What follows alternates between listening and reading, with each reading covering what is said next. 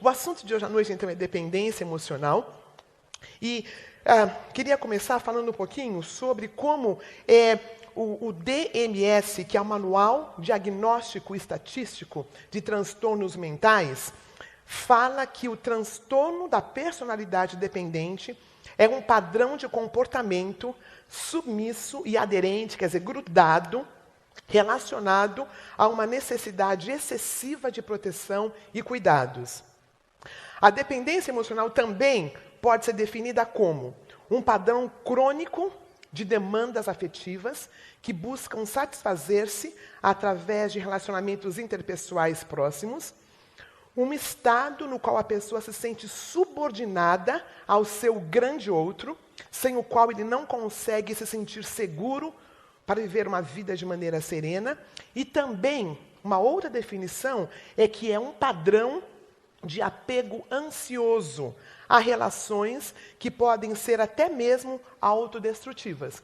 Em outras palavras, a pessoa está com alguém que lhe está fazendo mal, que diz que vai matá-la, que a agride fisicamente, ou um homem que está vivendo com uma mulher que o agride fisicamente, que o ameaça, que o desrespeita, e ele não consegue sair desse relacionamento. E na maioria das vezes nós dizemos que é porque nós somos cristãos e usamos uma ótima ladainha para nos fazer continuar naquele padrão. Uma outra definição é a crença que se precisa da presença e atenção constante da outra pessoa para o seu bem-estar e segurança pessoal. Quando nós tivemos um psicanalista aqui, ele falou sobre quando nós estávamos no ventre de nossa mãe e nós éramos totalmente aceitos, nós não tínhamos que fazer nenhuma tarefa, nós não respirávamos, não precisávamos respirar, não precisávamos comer, tudo chegava a nós com a maior tranquilidade, nós não precisávamos respirar. Então, naquele momento em que nós nascemos, algo muito dolorido acontece. Pela primeira vez a gente vê luz, porque lá está aquela penumbra bonita lá no ventre de nossa mãe, de repente vem aquela luz, vem um enorme frio, porque nós estamos quentinhos lá no ventre de nossa mãe, de repente a gente tem que fazer um negócio que a gente nunca fez durante 9 meses, ou seja lá quantos meses nós nascemos, e que dói, que ao respirar, a primeira vez que o ar entra, e muitas outras coisas acontecem. Aquele estado no ventre da mãe era de plenitude. Nós éramos, durante um tempo, até os 2 aninhos, nós nem sabíamos que a mãe existia. Nós achávamos que a mãe era uma extensão da gente, né? Então, nós éramos um ser que éramos olhados continuamente e intensamente. O dependente emocional continua com aquela vontade de ser olhado intensamente o tempo todo. Alguma coisa acontece do desenvolvimento dele, vamos falar rapidinho, no qual ele não entende aquele amor do pai ou da mãe que está introjetado nele. Em outras palavras, do 0 até os 2 aninhos, a criança, então, vai introjetando aquele amor. A criança, ela entende o corpinho quando a mamãe fala, olha os pezinhos, a titia, olha a mãozinha. A criança, ela é chamada à vida com essas palavras, com aquele amor. E aos poucos, este amor incondicional do cuidador vai sendo introjetada nela. Então, aos 3 aninhos, ela consegue ir para a escolinha porque aquele amor já está introjetado nela. Ela não precisa ficar vendo esse pai e essa mãe, porque se foi num lar funcional, ela está plena desse amor. Então ela consegue viver, ela consegue fazer o que ela precisa, entendendo que aquele amor está nela. Qual é a origem, então? A origem, como eu já falei, que provém do sentimento de rejeição, por ser, ou pode ser real, ou até imaginário, por parte das pessoas significativas na vida dela, as figuras parentais. Ao não se sentir amado ou amada, quando na infância, ou até mesmo na gestação, a pessoa passa a viver tentando resolver algo que sequer entende conscientemente. É uma dor sem tamanho. O dependente emocional, ele tem uma dor sem tamanho. A pessoa repete o relacionamento com pessoas de nomes diferentes, porém iguais, tentando elaborar essa dor na alma. Então, imagine uma criança que chegou no tempo errado. Ou, sabe, os pais não eram casados ainda e a criança foi concebida. Imagine uma criança que, por alguma razão, os pais tentaram abortá-la. Imagine uma criança cuja mãe teve, ou pai, que eu sei casos em que o pai teve tem a depressão pós-parto. Então, são situações em que a criança foi privada deste amor, a criança foi privada desta certeza, desta validação. Imagine uma criança que,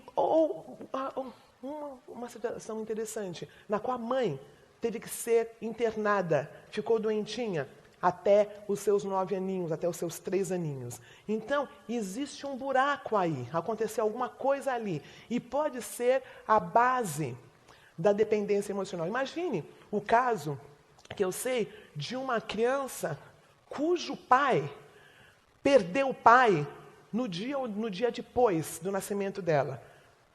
Uma pessoa muito significativa para o pai. Então, o pai estava passando por um luto enquanto a criança era recém-nascida. Então, há marcas, ficaram marcas na vida dessa criança. Então, isso pode ser a origem da dependência emocional. No meu caso, meu pai queria um menininho. E ele ficou muito decepcionado quando nasce essa mulher linda, assim.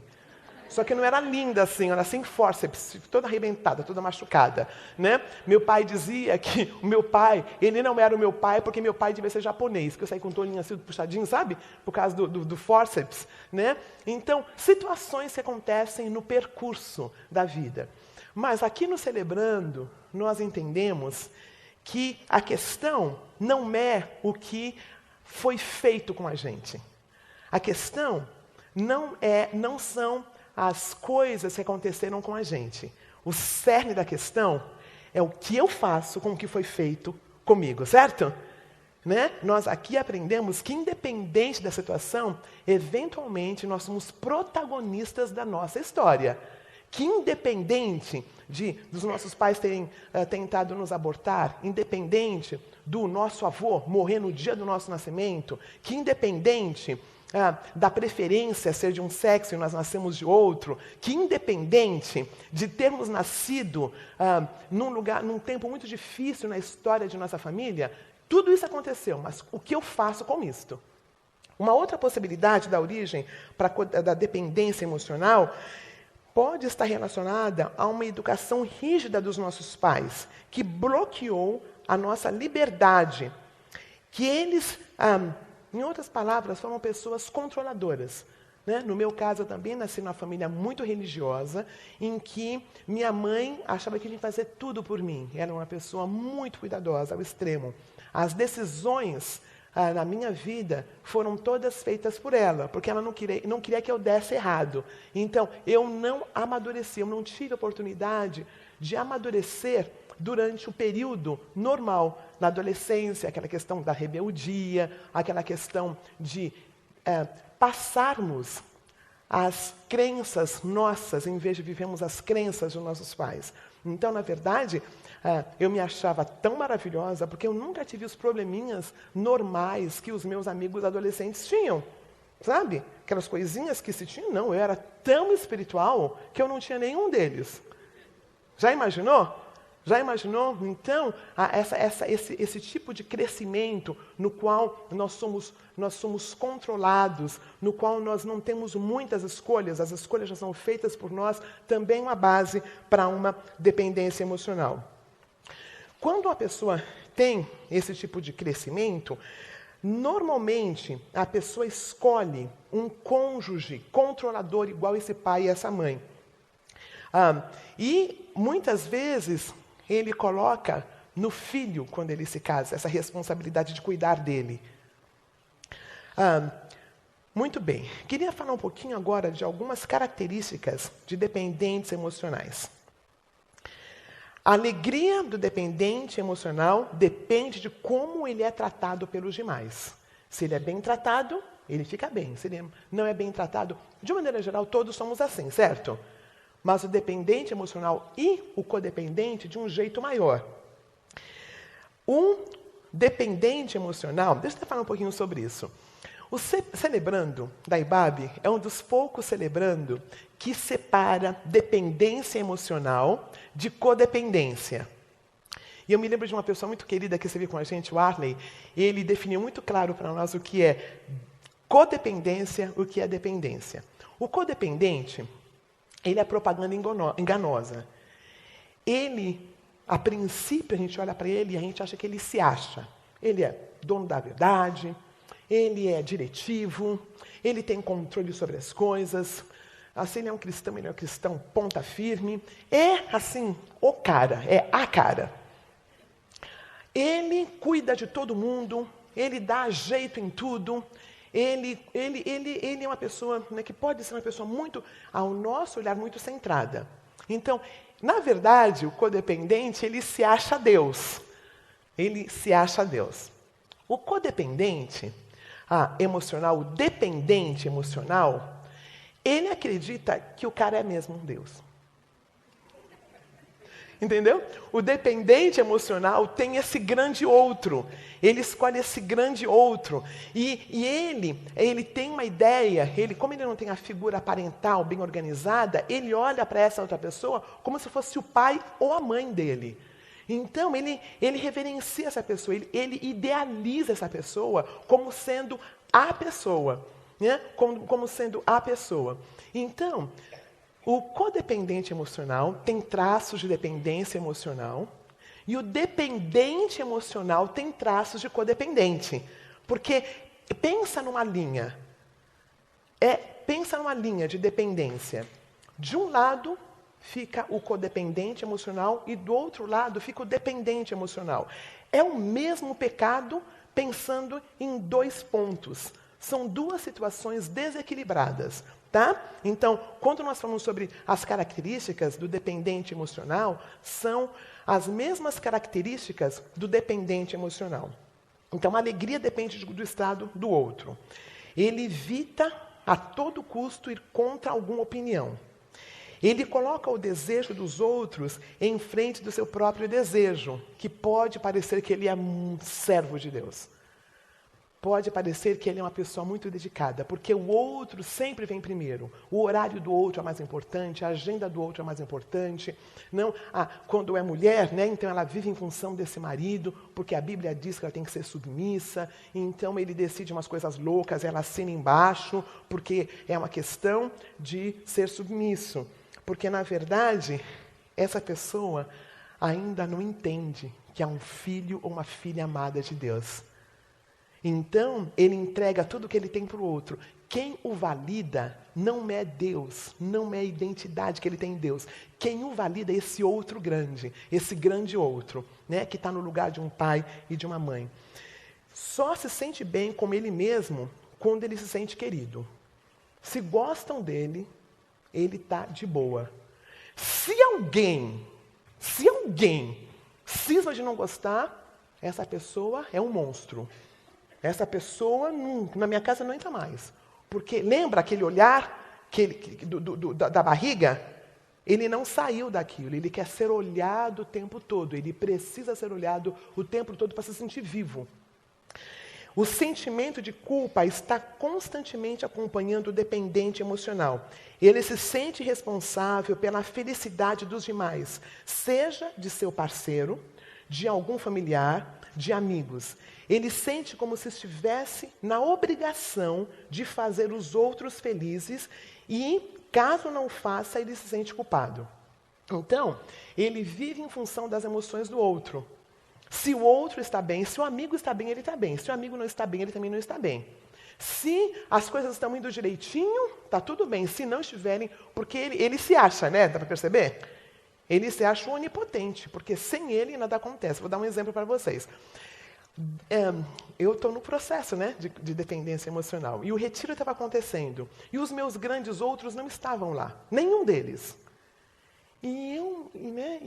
Veja, eu não posso falar para uma pessoa vai ou não vai. Concordam? Eu sou líder, mas não tenho essa Eu não tenho essa, você tem que ir, né? Cada um tem suas responsabilidades e tal, e eles não estavam. Queridos, eu chorei de alegria no retiro, porque a fila andou e aconteceu sem os meus grandes outros. Não é tremendo isto? E eu me lembro deitando e Deus falou assim, então, Roseni, então, né? Eu falei, então, Senhor, né? Tá dando tudo tão certo, dá até raiva. Eu não tenho que te culpar. Por quê? Porque eu não sou responsável por fazer o negócio do bem, eu não sou responsável por fazer essa pessoa ir ou não ir, porque Deus tem um plano. Né? E como líder é tão complicado você entender que tem coisas que são sua responsabilidade, mas coisas que não são. Né? Coisas que não são. O medo é constante companhia. Medo de perder essa ou aquela pessoa que tanto ama. Um medo tão intenso que chega a impedir que mantenha relações saudáveis. O dependente emocional, ele doa excessivamente. Ele doa excessivamente do tempo dele. Ele doa excessivamente da saúde dele. E ele pensa que isto é porque ele é um servo de Deus, não é porque ele é doente mesmo. E ele precisa de ajuda para entender que tem limites no doar, que tem limites, que tem hora que você quer ficar dormindo, você precisa dormir, mas a pessoa não consegue entender, porque o mundo todo na cabeça dela depende dela. Se ela não estiver lá, quem vai fazer? Dá para entender como é complicado? Outra coisa, ele cai facilmente em chantagens emocionais. Ele não suportaria ser o culpado da dor de alguém. Significa a si mesmo para dar felicidade aos outros. Ele prefere sofrer a deixar uma pessoa com quem ele está envolvido. Ele não tem forças para cortar um contato, porque nem ao menos se sente capaz de seguir um caminho diferente de quem ele ama. Eu vou só citar os outros, por causa do nosso tempinho, tá? A presença do outro é necessária para que a vida dele faça sentido. E é engraçado que ele escolhe as pessoas. Deus manda B, C, D, até o Z, mas ele quer esse A. Né? Ainda é chato, ainda quer escolher. Sabe? Deus está cuidando dele através de outras pessoas, mas ele quer o A. Tem que ser aquela, porque aquela pessoa lembra esse pai ou essa mãe. Entendeu? Né? Tem outras pessoas que estão caminhando como essa pessoa, mas ela não se satisfaz. Né? Tem que ser esse grande outro. Quer controlar a vida do outro, essa pessoa está tão centrada na sua vida que seus amigos e qualquer outra pessoa já não tem importância. Falei sobre isso. O dependente emocional acredita que precisa da presença e atenção constante da outra pessoa, ser olhado o tempo todo, né, como bebê. O dependente emocional se caracteriza pelo medo constante de estar só. Ele tem muita dificuldade com a tal da solitude. Porque, lembra, ele ainda não é inteiro, ele é fragmentado. Ele depende de outras pessoas ao redor ou de esta outra pessoa para completá-la. Queria falar um pouquinho sobre as características do codependente. Características do codependente. Lembra? Falei do dependente emocional, né? E agora falar um pouquinho do codependente. Tem que revisar de novo? O codependente é aquele que parece que não é nada disso. Tá? Ele é inteirão, ele sabe para onde ele está indo. A gente olha e fala assim, quero ser igual ele quando eu crescer. Mas é partidinho, igualzinho dependente emocional. Partidinho, igualzinho dependente emocional. O codependente. Num relacionamento, um dependente emocional, ele sempre tem o grande outro que é o codependente. O codependente mantém as rédeas do relacionamento, porque ele deixa o dependente emocional na falta. Entendeu? Ele fala assim, eu vou te ligar. Ele fala assim, não, a gente marca para se encontrar, só que não marca nunca. Aí ele fala assim, não, depois a gente se vê, mas não se vê nunca. E o dependente emocional fica perdido, porque ele quer essa ligação. Mas marca quando? A gente se vê quando? Entendeu? E aí ele controla. O dependente emocional, ele fica totalmente controlado pelo codependente. Porque o codependente que tem as rédeas do relacionamento. Aí, um codependente, ele não se entrega ao relacionamento. Porque, além de manter o outro perto, não se dando totalmente, ele tem medo de ser engolido pelo dependente emocional. Né? O dependente emocional vai entrando, então ele faz isso também para se proteger. Ele se permite ser o objeto da idealização do dependente emocional. Ele age como todo-poderoso, o espiritual, o Deus da relação. Porque, veja, o dependente emocional olha para ele como tudo. E ele se permite ficar lá. Lembra? O dependente emocional acha que o codependente é o Deus. E o Deus gosta de ficar lá também. Né? Então, veja, para cada panela a sua tampa. Se o dependente, se o codependente emocional se posicionar, se saísse e falasse, não, aqui eu não fico, o dependente emocional não teria quem validasse a doença dele. Mas aí o dependente emocional quer procurar esse grande outro e o grande outro quer ficar lá em cima. Dá para entender como se mantém a doença, como o equilíbrio? Né? Como fica tudo equilibrado a doença? Como se maneja? Como se maneja? O manejo para o dependente emocional. Como que se lida? Sugestões de manejo para o dependente emocional. Primeiro, admita suas questões nessa área. Primeira coisa, nós que lidamos com dependência emocional, todos nós temos um pouquinho, viu, gente? Não, eu sou minha área outra. Não, todo mundo tem um pouquinho disso. Tá? Uns mais, outros todos temos. Então, primeiro, admita que há uma questão. Todas as pesquisas que eu fiz esses dias, todos falam que o primeiro passo para manejar essa questão é admitir que você tem dependência emocional. A segunda é entender que o fator principal de qualquer dependência é a baixa autoestima. Por isso, permita-se ser entendido como filho ou filha amada de Deus, que é a tua identidade em Deus. Um antídoto. Queridos, o antídoto à baixa autoimagem, o antídoto ao fato de eu saber que eu tenho uma questão desta é entender a nossa identidade. A nossa identidade é o que nos define, não é a nossa área de recuperação. Então, quando eu falo, eu sou uma filha amada de Deus, me recuperando de dependência emocional e medo. Meu nome é Roseni. Eu esqueci de fazer no começo, estou fazendo agora, pessoal. Estou aproveitando o ensejo. Quando essa verdade de que eu sou uma filha amada de Deus vai saindo daqui e vai descendo aqui, faz diferença no meu caminhar, queridos. Então, uma das coisas que nutre a minha dependência emocional é a autoimagem que eu tenho. Eu acho que eu não tenho nada. Eu acho que eu não tenho valor. O grande valor é o grande outro, que eu procuro o resto da vida. Caso 10 vezes com o mesmo homem, só tem um nome diferente. Né? Isso chama-se aquele radar tantã. Né? Enquanto eu não resolver essa questão, ou então tenho 10 amigas, 10 amigos, sabe? Só muda o endereço. É o mesmo perfil. Eu tenho uma questão a trabalhar. Né? Então, me entender, permitir ser entendido como filho e filha amada de Deus. Queridos, isso é processual. Não é uma coisa, eu li alguns livros e falei assim, olha, 10 passos para vencer a dependência emocional. Olha que ridículo. Não, lê tal livro, vai para tal negócio. Sabe, como assim? Isso é processual. Eu fiquei a vida toda achando que o outro é melhor que eu. A vida toda achando que eu devo a este grande outro.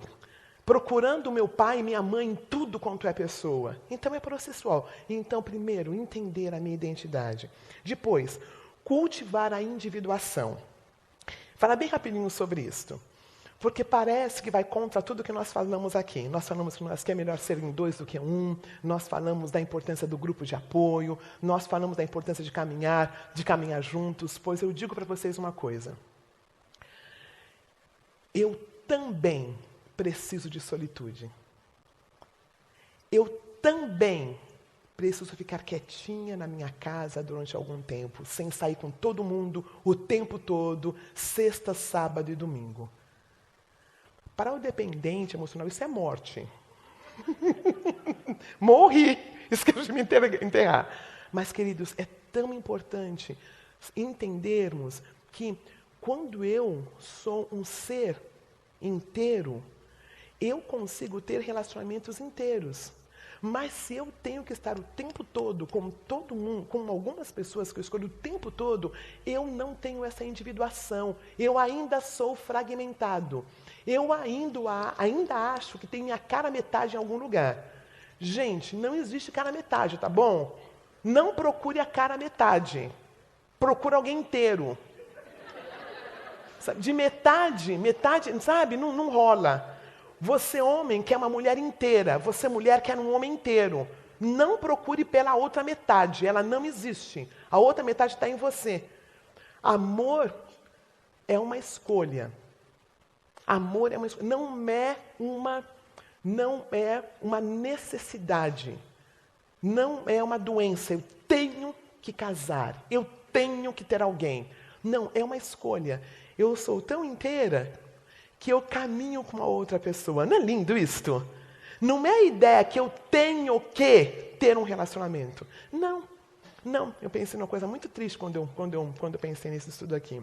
Olha, eu passei situações muito difíceis no meu casamento, porque eu era metade, inteiramente dependente emocional, casei com uma outra metade, passei por situações difíceis de ser levada, internada, por causa do abuso físico, mas achei que ia ficar pessoa porque eu era crente, então não pode separar, sabe?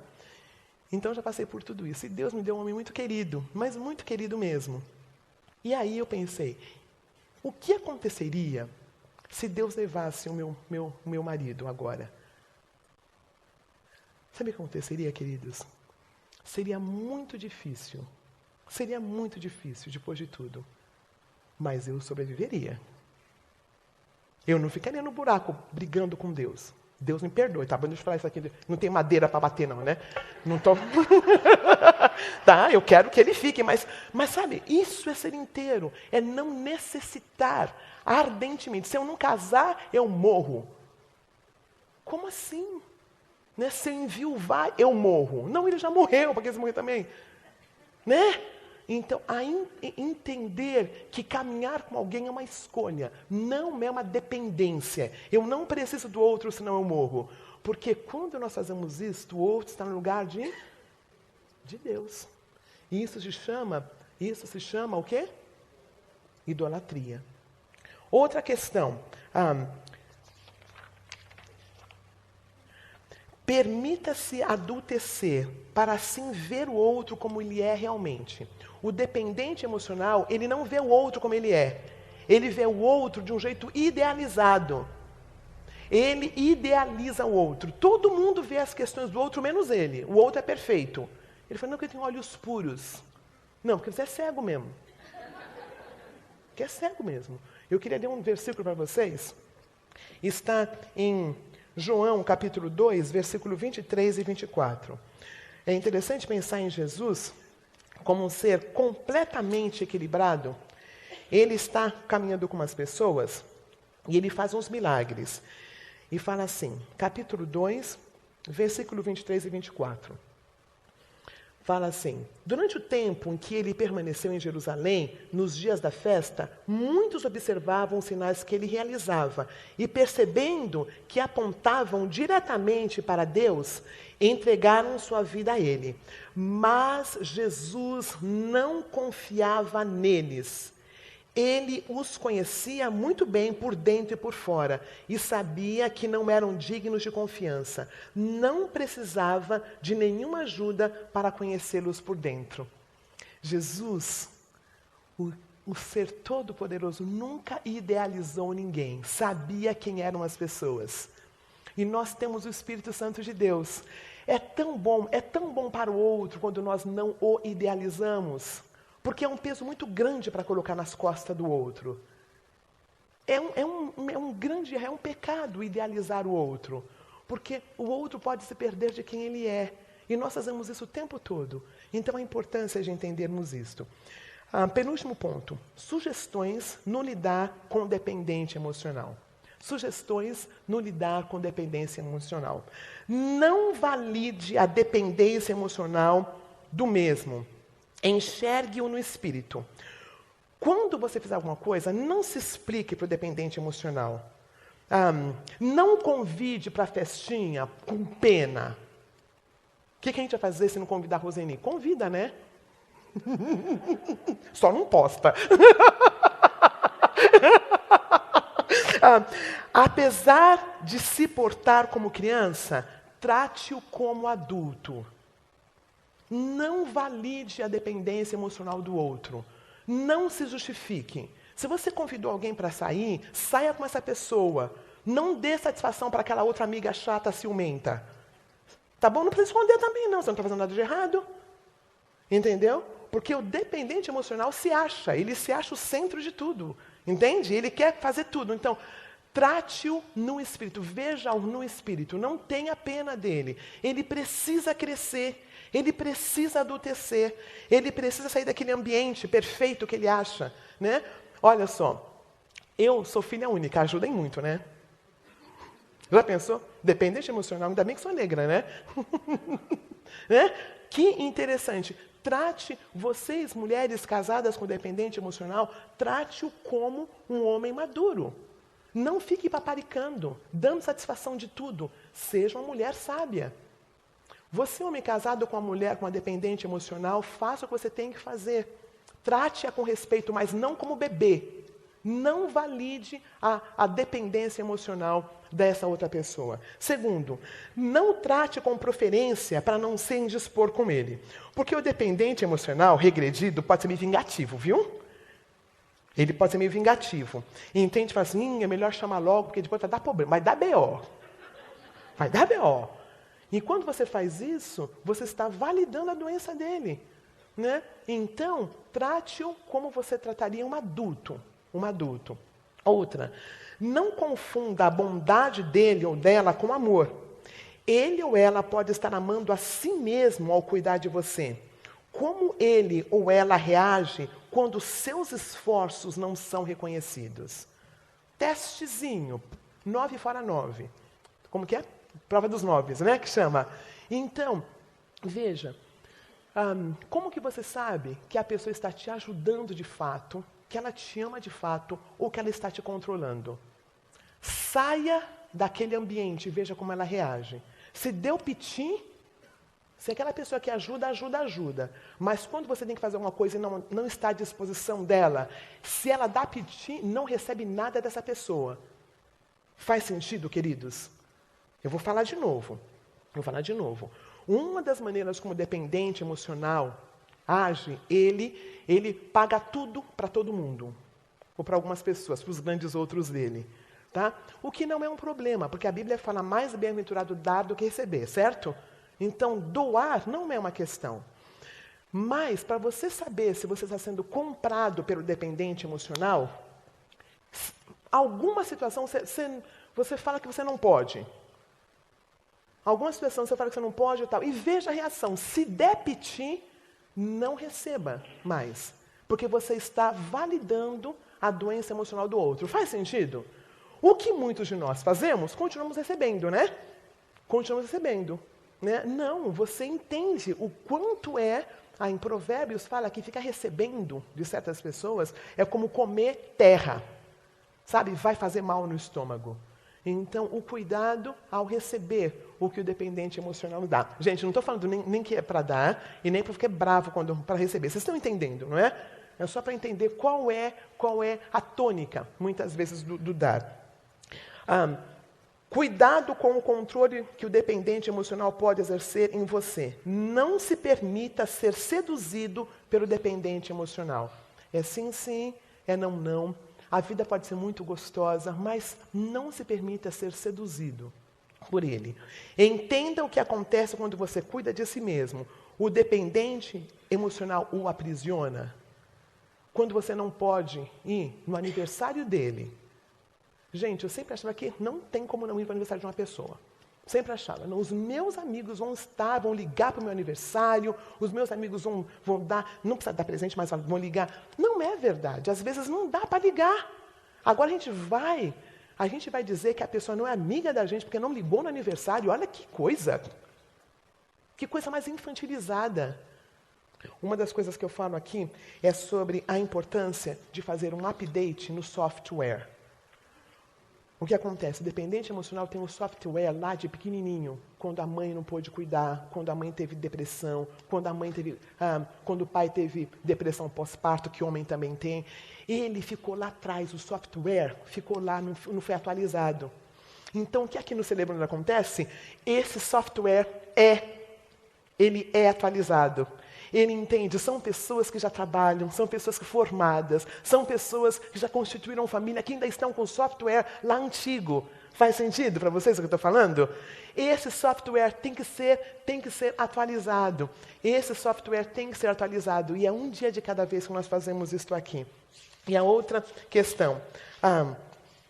Sugestão de como lidar, não trate com preferência, vou revisar. Não valide dependência emocional, não trate com preferência para não se indispor com ele, não confunda a bondade dele com amor, não são necessariamente sinônimos. Cuidado com o controle que ele pode exercer e entenda o que acontece quando você cuida de si mesmo, o que o dependente emocional ele respeita quando você não pode ir para o aniversário dele, que você tem outro compromisso. E o último, faça o update do teu software. Sou filho ou filha amada de Deus. Eu não preciso que o dependente emocional me valide. Porque, gente, ser amigo do dependente emocional é tudo de bom. Ele faz tudo porque ele te ama tanto. É tudo de bom. Ser amigo de dependente emocional, ele faz tudo. Até que ele entenda que ele também tem uma vida, que ele também é um filho amado de Deus. Então, não valide a doença do dependente emocional. Conclusão. O alvo para o dependente emocional é se desvincular da figura parental. Este desvincular é processual um dia de cada vez. A ficha cai, mas a elaboração, às vezes, dura muito tempo. Na maioria das vezes. Relacionamentos objetais que não são emblemáticos. Ame essa pessoa como ela é, não como uma mãe, não como um pai, não como um tio. Quando a ficha cai, ainda há um longo processo de elaboração e ressignificação. Faça o desmame deste grande outro idealizado para uma pessoa de carne e osso, uma pessoa real. São relacionamentos mais verdadeiros, sabe, queridos? São relacionamentos em que às vezes um pode, o outro não pode, não é aquela coisa toda grudada o tempo todo. A amizade não precisa acabar. Ela pode ser redimensionada, ela pode passar por uma amizade idealizada para uma amizade real. Não significa que o casamento vai acabar. Não significa que a amizade nunca mais vai acontecer. Ela pode ser ressignificada, se os dois entenderem. E talvez mais adiante se encontram. Mas durante um tempo vai haver uma separação, porque tem que ter o desligamento emocional, que dói, mas vale a pena. Último.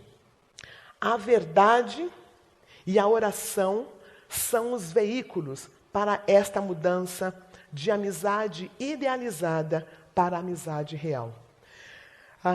Eu queria que nos nossos grupos, hoje, nós falássemos onde você se enquadra. Você se enquadra como o codependente, o Senhor, aquele que faz tudo, o Deus do relacionamento, ou você se identifica como dependente emocional? E qual é o caminho que você vai lidar, que você vai seguir para sair, para que haja esse desligamento emocional? Que o Pai possa nos abençoar nessa lição de hoje e que Ele possa abrir os nossos olhos ao fato de que somos filhos e filhas amadas de Deus. Que não precisamos ser validados pelo outro, mas sim por Deus. Que caminhar com o outro é uma escolha, não é uma necessidade. Eu sobrevivo sem esse grande outro, pela graça de Deus. Amém.